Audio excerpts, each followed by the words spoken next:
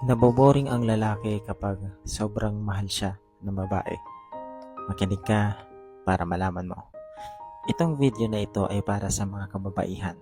Pero disclaimer lang, hindi ko nilalahat pero marami dyan. Alam nyo bang naboboring ang isang lalaki kapag sobrang minahal mo siya?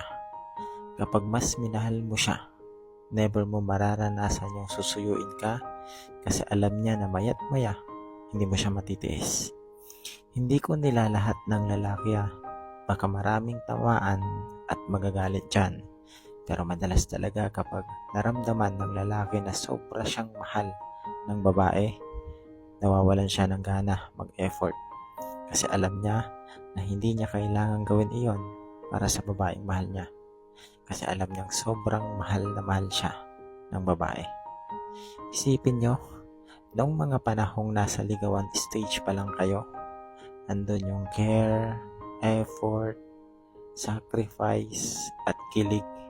Pero pag nakuha ka na niya, uulitin ko, hindi ko nilalahat pero may ilan dyan na magbabago na siya sa'yo kasi nakuha niya na yung gusto niya. At iyan yung tinatawag nilang hindi tunay na lalaki kasi magaling lang sa una. Kaya girls, never settle for less. Ang swerte mo lang kung tinatrato ka ng tama, nare-respeto at ginagalang ng boyfriend mo kahit matagal na kayo. Hindi pa nagsasawang mag-effort para pasayahin ka at pakiligin ka. So, find a man na mamahalin yung buong pagkatao mo. Hindi man siya perpekto, at least hindi ka mapapatanong kung minahal ka ba talaga ng lalaking pinili mo. Tandaan mo yan. God bless.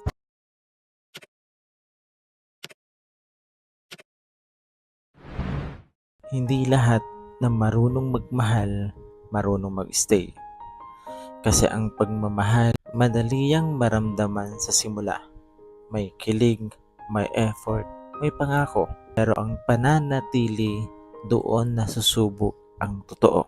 May mga taong kayang magmahal kapag masaya lang, kapag okay ang lahat, kapag walang problema pa.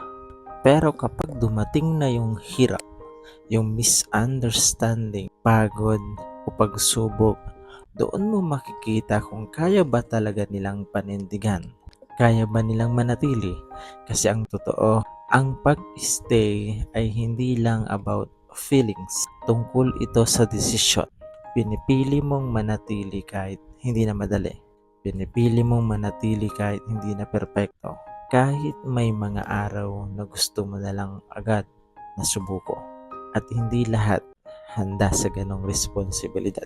Kaya hindi sapat na mahal ka lang. Kailangan kaya ka rin niyang piliin araw-araw at manatili sa iyong buhay. Kasi sa dulo, hindi mo hahanapin kung sino ang marunong magmahal. Hahanapin mo yung marunong manatili sa tabi mo. Sa kahit anumang sitwasyon. Yung taong hindi lang magaling sa simula, kundi marunong tumagal. Kung nasa tamang tao ka na, hindi mo kailangan magduda sa halaga mo. At kapag naramdaman mo yan, yan na ang matagal mong hinahanap. Tandaan mo yan. God bless. 6 na tips para hindi ma-turn off sa'yo ang babae. Makinig ka para malaman mo. Number 1. Ayusin mo ang hygiene at itsura mo. Hindi kailangang gwapo, pero malinis, maayos at presentable ka dapat. Malaking turn on ang effort ito para sa sarili. Number 2, huwag kang puro salita. Magpakita ka ng gawa. Consistency ang tatalo sa mga matatamis na salita. Mas attractive yung lalaki na ginagawa ang kanyang sinasabi. Number 3, irespeto mo ang boundaries niya.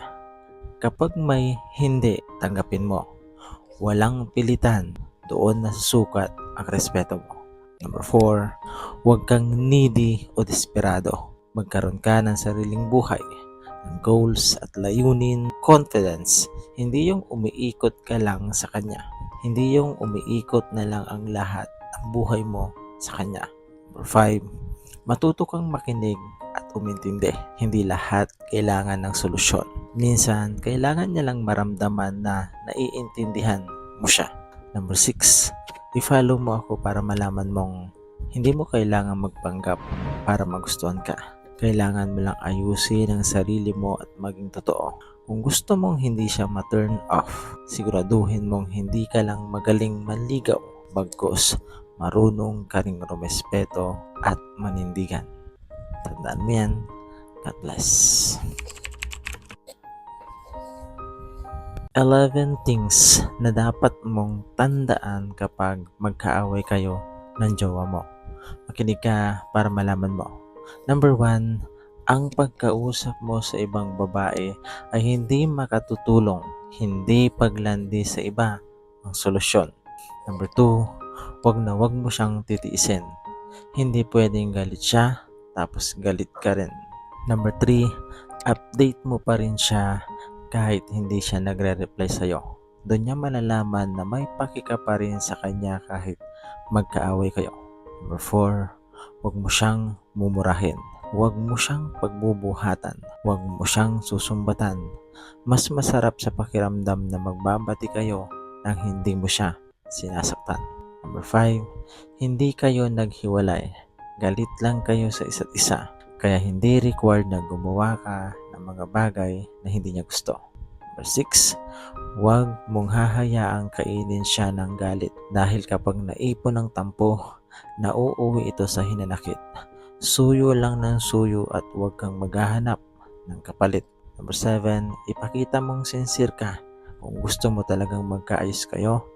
Hindi yung isang sorry lang, gusto mo okay na agad kayo. Number 8, kung ayaw niyang magpatalo sa bawat pagtatalo, hayaan mo na. May medal ka bang matatanggap kapag nanalo ka sa bawat pagtatalo ninyong dalawa? Wala. Number 9, hindi pag-inom at pagsama sa tropa ang mabisang pagresolba sa away ninyong dalawa. Huwag mong sanayin na sa tropa ka tumatakbo para takasan ang pag-aaway ninyong dalawa. Number 10, kung suko ka na at pagod ka na, mag-isip ka muna. Kaya mo bang makita siya na iba na ang sumusuyo sa kanya? Pangit yung sumuko kasi nagsawang sumuyo. The best pa rin yung susuyo pero hindi susuko. Number 11, i-follow mo ako para malaman mong lahat ng mag-partner dumadaan sa matinding away. Yun bang ultimo malilit na bagay naging mitya ng paghihiwalay? At kasalanan nyo rin kung bakit pati ang relasyon ninyo ay nadadamay. Sa pagtatalo kasi walang medal kapag palagi kang panalo. Hindi ka matatawag na kampiyon kapag nanalo ka sa partner mo sa pagkikipagtalo. Magkakampi kayo, kaya sana kayo mismo ang magkakampi at lumalaban. Ang laban sa relasyon ay pababaan ng pride. Dahil sa relasyon, kapag mataas ang pride mo, talo ka panigurado. Tandaan mo yan. God bless. 6 reasons kung bakit may kapalit ka na bago pa makipaghiwalay sa'yo ang babae. Makinig ka para malaman mo. Number 1, ang safety net mentalidad. Hindi ka niya iiwan hanggat walang sasalo sa kanya. Para sa kanya, ang pakikipag-break ng walang reserba ay parang pagtalon sa bangin na walang parachute. Mas pipiliin niyang mag-cheat emotionally or physically kaysa maranasan ang pagiging mag-isa. Number 2, tapos na ang laban bago mo pa nalaman. Kapag nalaman mong may bago na siya, hindi iyon biglaan. Matagal na siyang nagluluksa sa relasyon ninyo habang kayo pa. Sinisecure lang niya ang susunod niyang lilipatan bago niya formal na sunugin ang tulay ninyo. Hindi siya naka-move on ng mabilis. Matagal na siyang nakaalis, hindi ka lang na-inform.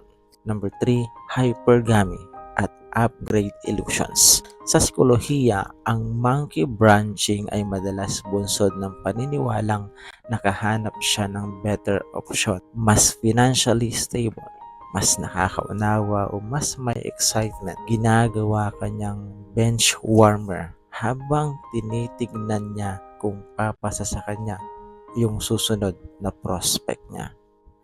Number 4, takot sa emotional vacuum. Yung tipong maraming babae ang hindi kayang harapin ang katahimikan pagkatapos ng breakup at ang bagong lalaki ay nagsisilbing distraction para hindi niya maramdaman ang guilt o ang sakit ng paghiwalay ninyo. Ginagamit niya ang bagong relasyon para takasan ang sarili niyang issues. 5. Validasyon mula sa ibang tao. Nawala ang spark o bilib niya sa iyo. Kaya humanap siya ng bagong source ng validation.